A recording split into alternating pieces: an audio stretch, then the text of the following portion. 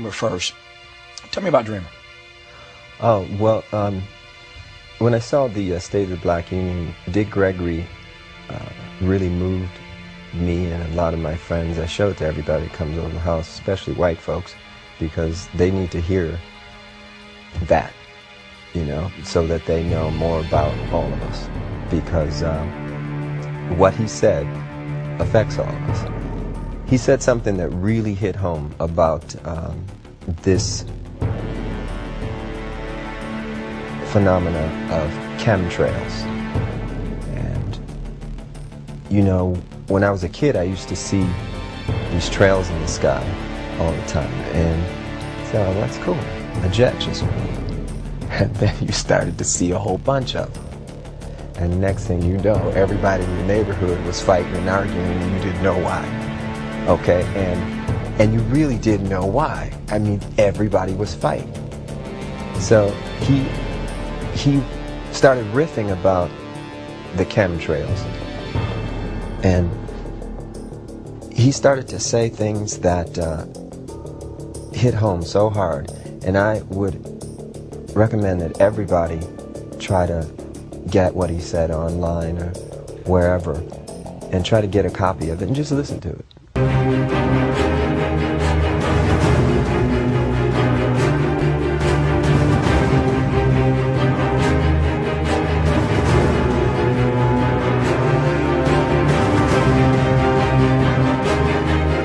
Guest by the name of Rabbi A.B. Finkelstein. He's off the east coast of the United States, who's going to be joining me tonight. Rabbi A.B. Finkelstein, as I said, a rabbi off the east coast of the United States. Are you there with me tonight? Hello, I am here. There's a lot of rumors and conjecture that's taking place across this country relating to the Jewish population, okay? Okay. The masses have a hard time believing anything. Well, we've done a great brainwashing job on them over the centuries, and especially the last few hundred years. We've just brainwashed them completely. They believe anything we tell them.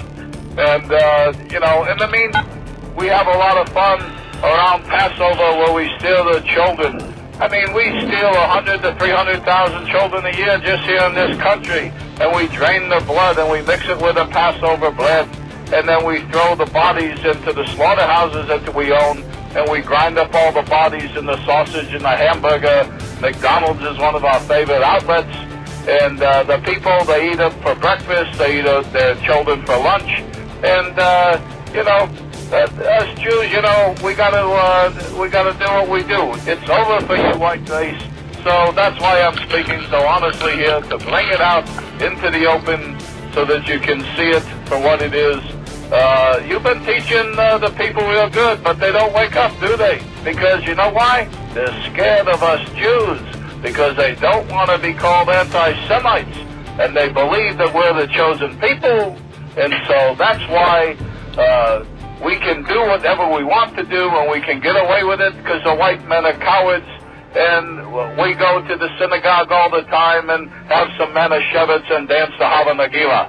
It's not that you Jews are hiding anything. You're coming right out on television, in the newspapers, on the radio, and you're telling the people exactly what you're going to do before you do it, and they're like they're brain dead. Well, we did a good job with the public school system.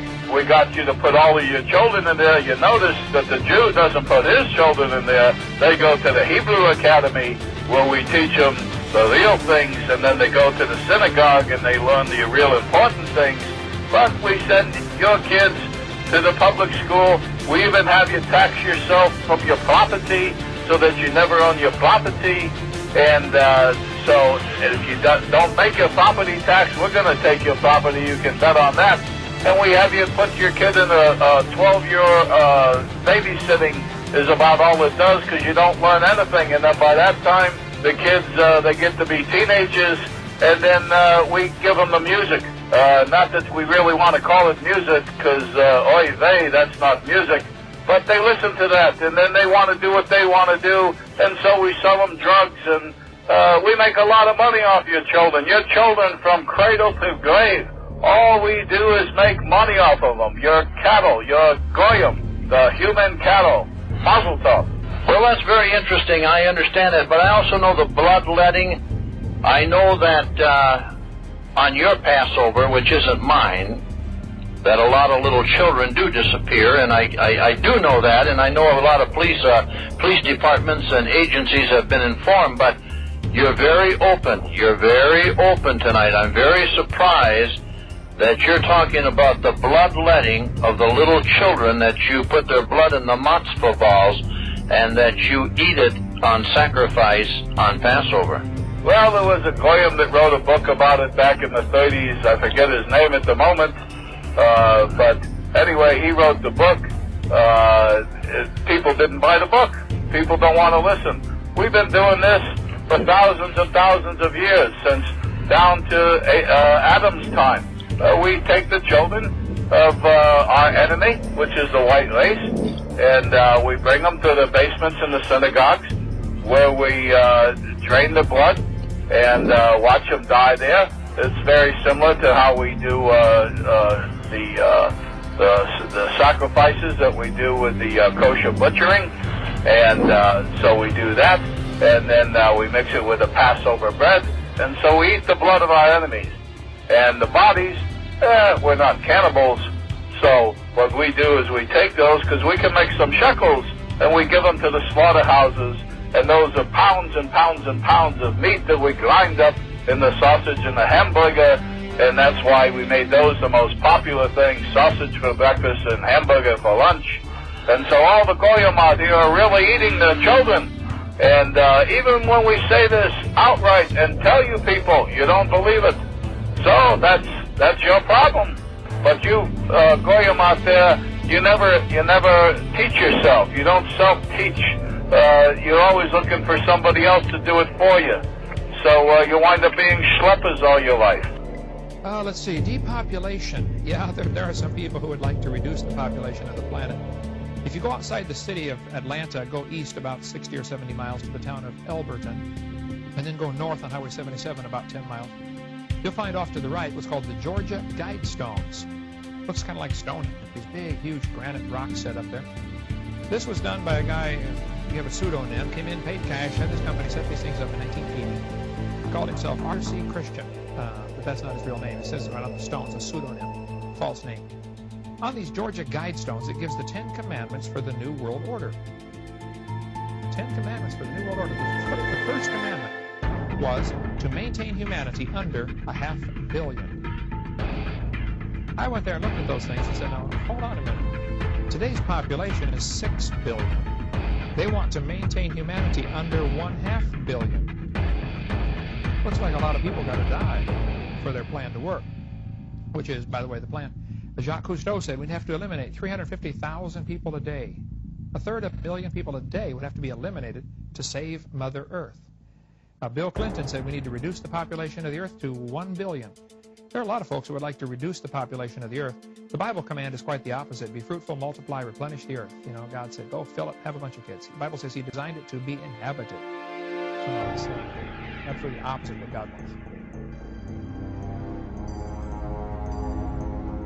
How does Margaret Sanger tie into overpopulation in this whole propaganda? Well, Margaret Sanger was a tragic individual. She believed in, reducing the population of the earth using birth control, using homosexuality, using just about anything other than God commanded that be fruitful, multiply, and replenish the earth. So Margaret Sanger started a group called the Planned Parenthood, which many people have heard of. They are one of the key people today in the abortion industry. I mean, absolutely murdering. Nearly 5,000 people a day are being murdered by abortion. So Margaret Sanger, we have her largely to thank for that. Other factors, of course, are involved too. But yeah, it's really sad. I'm sure she can answer to God for what she's done with her teaching. She taught that inferior races like blacks and Jews and Hispanics really need to be eliminated. She wanted to set up her birth control clinics in these lower class neighborhoods, people that she thought didn't deserve to live, and slowly, get them sterilized, or, she was really involved in the eugenics movement, which became very unpopular by World War II because Hitler took the obvious conclusion.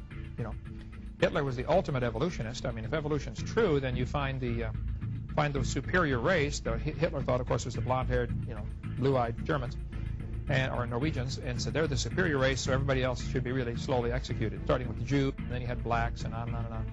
Yeah, Margaret Sanger is a tragic person in history. What she did is much worse than Adolf Hitler. Hitler only killed like 6 million. Margaret Sanger and her type with the abortion industry are responsible for killing 1,000 million. It's 1 billion people. Homeless people being abducted and sent to FEMA camps. Claims insider. Did you know that it is now illegal to feed a homeless person in at least 33 cities in America? What FEMA are planning on doing, on behalf of the federal government, is truly disturbing. Homeless people being abducted and sent to FEMA camps. Claims insider. Did you know that it is now illegal to feed a homeless person in at least 33 cities in America? What FEMA are planning on doing, on behalf of the federal government, is truly disturbing. The insider says the abduction of homeless people is the first stage of a FEMA plot to turn 800 internment camps across the country into fully operational prisons. The government insider, who we can now reveal was a U.S. Customs agent based in New York City, wrote a lengthy suicide note exposing plans the government has for its people. The note, which was leaked by a member of the New York City Police Department, also explains why he decided to kill himself. The America I grew up in, and cherished, has been murdered by its own federal government.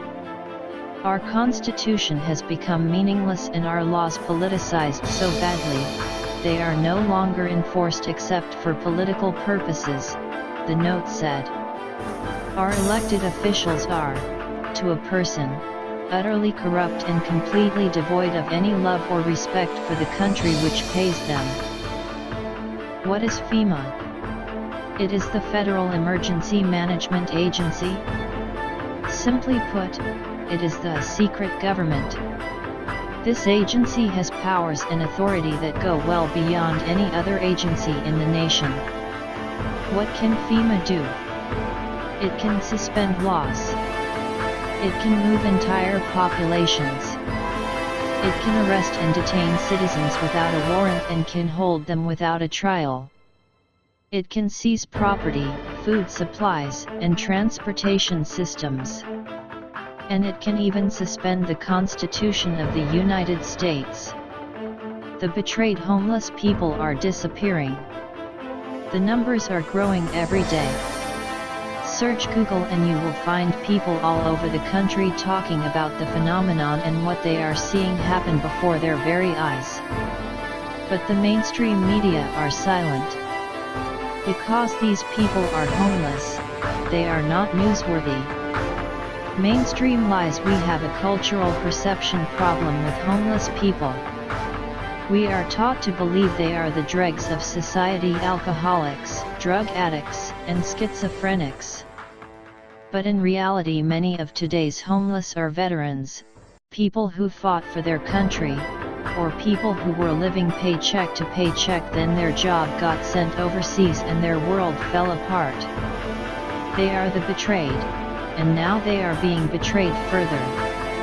Where are they taking these homeless people? What are they doing with them in these FEMA camps? Are we going down the road China is going down, abducting people for their organs and for human experimentation?